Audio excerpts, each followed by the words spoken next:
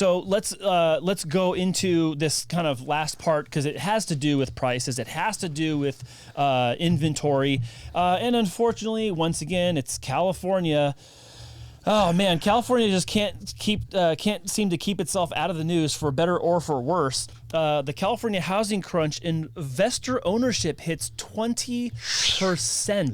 20% of residential real estate in the state of California is investor owned. I mean, that is crazy.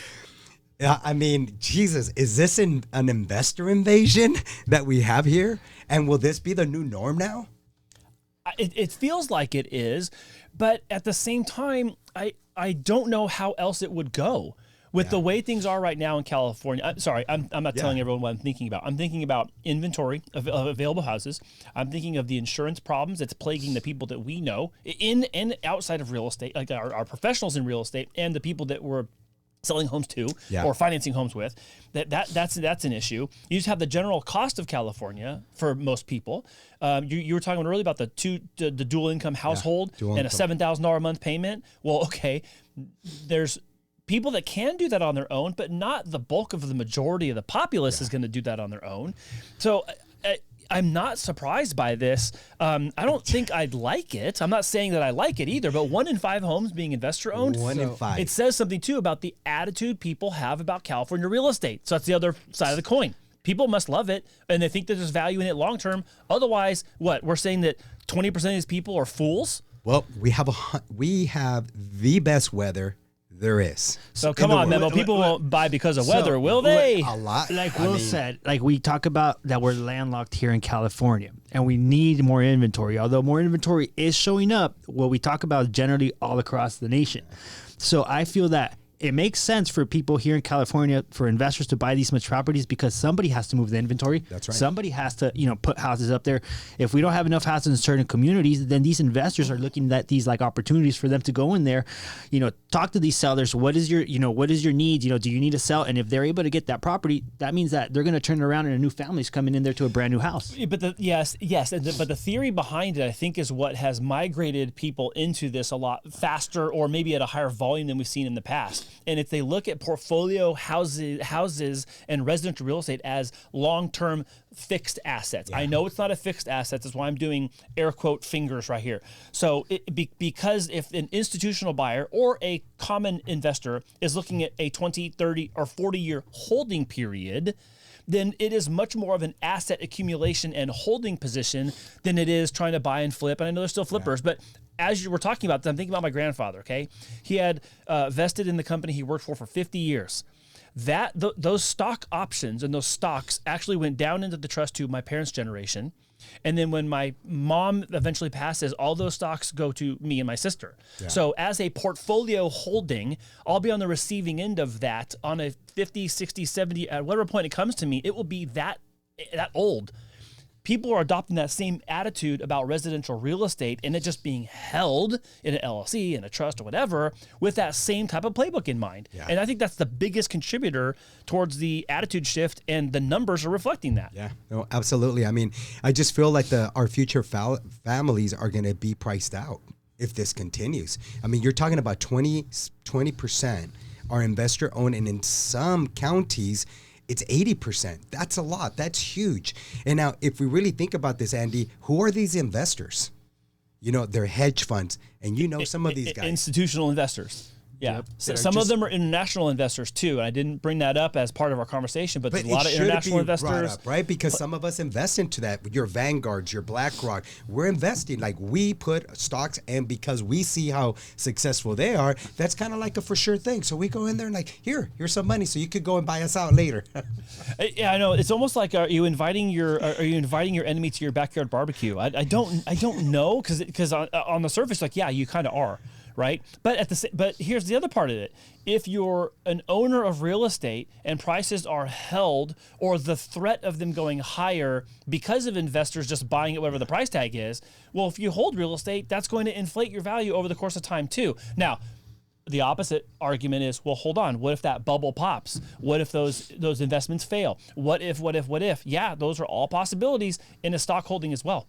Yeah. If that company you got all that money in turns belly up and fails, well, then you're asked out as well, just as much as you are if it was real estate. I mean, and that's why they call it an investment, right? You just never know for sure. The only thing is just longevity, and something that we can, and one of the reasons why I continue to invest in California, in San Diego, is one, it's in my own backyard. I can go to my investment properties, look at them, see where it's at.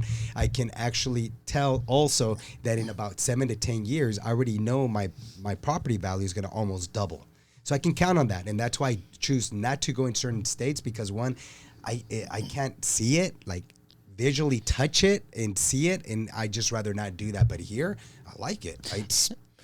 Yeah, I think it makes sense. California is very appealing to investors because of the hyper growth in equity that goes like a lot compared to other states. I feel like California, if you're able to invest in here, although it's very expensive, you're going to get your money back. Like, it's pretty guaranteed. Unless you like completely like messed up your numbers, you have a good chance of, down the line. And I want to also remind people that are active buyers right now, when you're going to check out open houses on the weekend, you're not seeing the investors there, are you? Mm-hmm. Like, I'm talking to my friends in real estate and even my family that's in real estate about their open houses on the weekend. They're like, yeah, no investors came through, because they're not. But they're also not getting purchase offers from investors at the moment. Yeah. So just as much as we're having this conversation about kind of the topic at large, again, it's localized. There are some areas where there's heavy investor presence and some where there's like none at all, or it's just not as obvious, right? So if you see there's an open house on Saturday, and then you see that house is still open the next Saturday and the next Saturday, that might be a good indication that an investor hasn't got in and swooped that up, mostly because they're looking for a lower price. But also, again, if they would take it at the current list price, then they would have already done it. So there's still hope for you if you're a buyer in the neighborhood looking for a place. You may not always be in the ring with an investor trying to beat you out for for that property. Yeah, and I mean, this news right here, it's really alarming, to be honest. And it's going to be alarming to our veterans because we're such a huge military town in San Diego. We're the second largest. And, giving them this benefit of buying with the no money down, this kind of hinders the situation too. We think that, oh, well, wait a minute, I'm going to buy a home. It's just no problem. I'll buy it when I'm ready. Even a lot of times they're ready. They're just not going to buy it right now because of whatever it may be.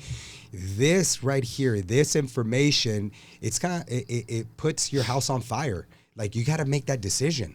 Because don't wait until it gets 30, 40, 50% that investors are buying these homes, know? In some counties, it's already 80%.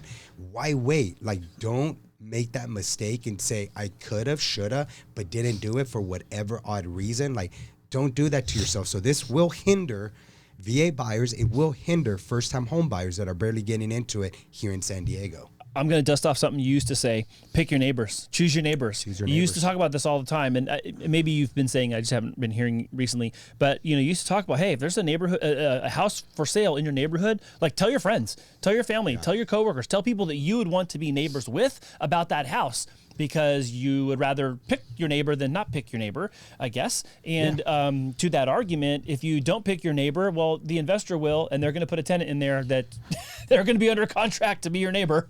Yeah, no, absolutely.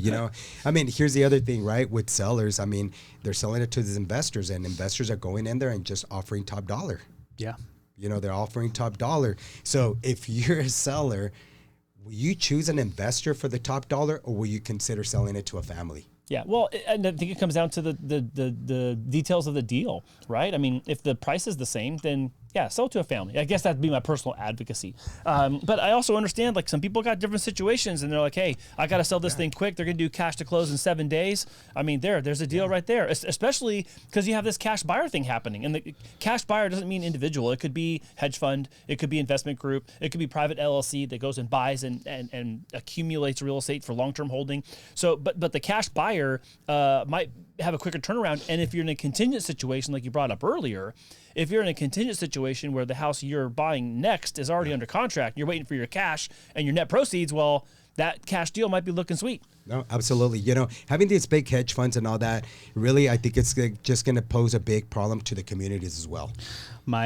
My thoughts is, if you can't beat them, join them. You could do it through a fix and keep financing, through a VA renovation, a conventional renovation loan, or an even FHA. So if there's houses out there as a buyer that you're looking at that need a little work, you might not have that change in your pocket to do it yourself, and you're like, I can't offer on this.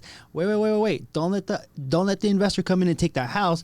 You can actually Put your renovations into a loan using your VA, FHA, and conventional, calling it fix and keep. Yeah. So I love that because what you're saying, not saying, is invest in yourself. Therefore, take on that investor attitude, but for your own long-term benefit. That's and it. I absolutely love that. That's I it. think Yeah, that's absolutely a strong way to wrap great up my information. sentiment for this one. I have obviously some very heated feelings about what's going on.